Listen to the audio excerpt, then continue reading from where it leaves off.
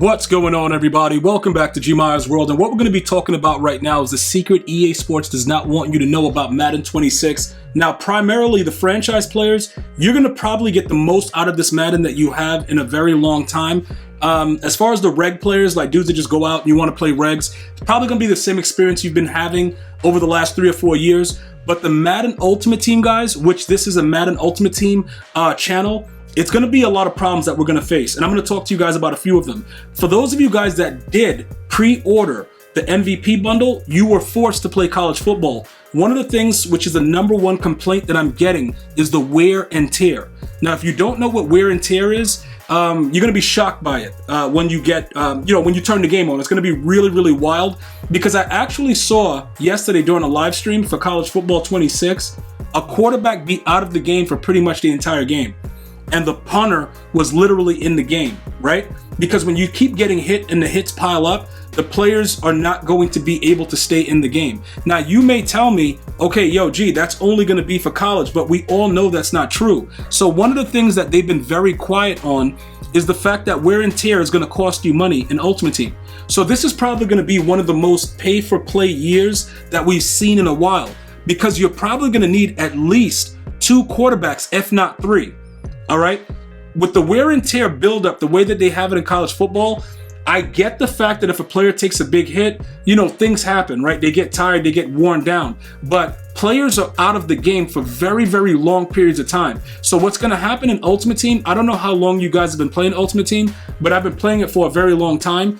What's going to happen is it's going to be similar to the fact of the way they used to have contracts. I don't know if you guys remember that. You would have to spend money, right, to make your players be able to play in the game. It's going to be similar to that, but they're not going to probably bring that back. Obviously, nobody's going for that anymore. I still think they do it in 2K though, but they're not going to bring that back with our Ultimate Team for Madden. What they're going to do is they're going to force you to have backups. Now, we usually only have backups for wide receivers and running backs in most cases. The quarterback has not really been a player that we've, primarily used the backup for. Now it changes what you're going to do within your gameplay. Simply put, right?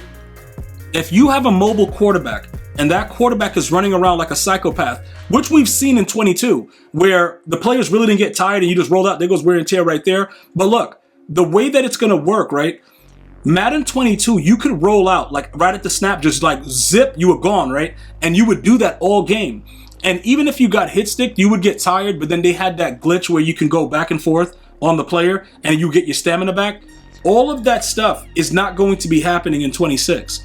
You're going to need substantial time for your players to recoup. Not even, talking about the wide receivers on the big hit or running back on the big hit. Every single person that gets blasted, the fatigue is going to matter a lot more. Now, some of you guys that are sim players are going to say, yeah, that's realistic. But is it though? Right? Because even if somebody gets hit really hard in the NFL and they go out for a couple plays, it's not the whole game. So EA usually has a habit of making it like they'll probably have it just right or nearly good at launch, and then they're going to patch the game, and then something else that's weird is going to happen. So we're going to have to determine what that is. But there hasn't been a lot of talk about it. But because we've been watching college football, and we know that what they did last year was they experimented with, College Football 25. They experimented with it, and then we got a lot of those same features in Madden 25. So we're correlating it the same way, and I just want you to know that I understand your concerns. The issue is this, though. You have to be prepared for it. So regardless if you agree with it, why is wear and tear going into Ultimate Team? I got a lot of the viewers that are coming in like, I don't even play Ultimate Team. I don't like it, whatever. It's a whole crazy disparity of people that want to play it versus not. A lot of franchise guys, a lot of guys that just play regs. We got some superstar guys out there. So everybody wants the game for their own different reasons. I don't believe in superstar mode that it's going to be a really huge factor. You know what I'm saying? It's going to be more of like, franchise, MUT, reg, stuff like that, where the players are going to really be impacted by these, these new type of, strategies and new additions to the game. Now, what are you going to do as far as no money spent? Okay, because I had some, no money spent players hit me up like, yo, G, is this going to be worse than what they've been doing with the B&Ds and all the stuff that's going on? Let me tell you what's going to actually happen, though. It won't be as bad as we think for the no money spent players, because a lot of these dudes, they run around with a team full of B&Ds. I've always hated B&Ds because they hold no value other than what they are at that time on your team. You quick sell them for like a quarter of the price. You're not really getting anything out of it. But now it could be worth it for you to actually grind a challenge or play whatever kind of thing that they put out, because that B&D can be your backup. Now, if you have a theme team, this is where it hurts, because you're not going to usually get, unless you like use legends or they have certain promos, you're not usually going to get at the launch 2 quarterbacks from the same team that are really good. So that will affect the way you build your team, which is why, you can kind of make up for it if you do the rookie premieres in Madden 25, because those are going to be 3 players that you're going to be able to have with the same team right off the bat. So it won't really matter. You see what I'm saying? But if you have to spend for everything, it becomes overly expensive. So when you evaluate everything that's going into 26, you're going to have to make that decision now, right? You're not going to be able to do that 20 of 20 theme team the way that you would like, because you have to account for the fact that your guy's going to be dead for pretty much 6 hours. Like, he's going to get hit once and he's going to go see God. And then now your backup might also get hit like that, and then he'll be out. So you may have to, in certain cases, have 3. You literally going to have 3 quarterbacks. And the reason that I'm focusing in on the quarterback primarily is because you won't be able to make simple throws if they're struggling with wear and tear, based on what we've been seeing with college football.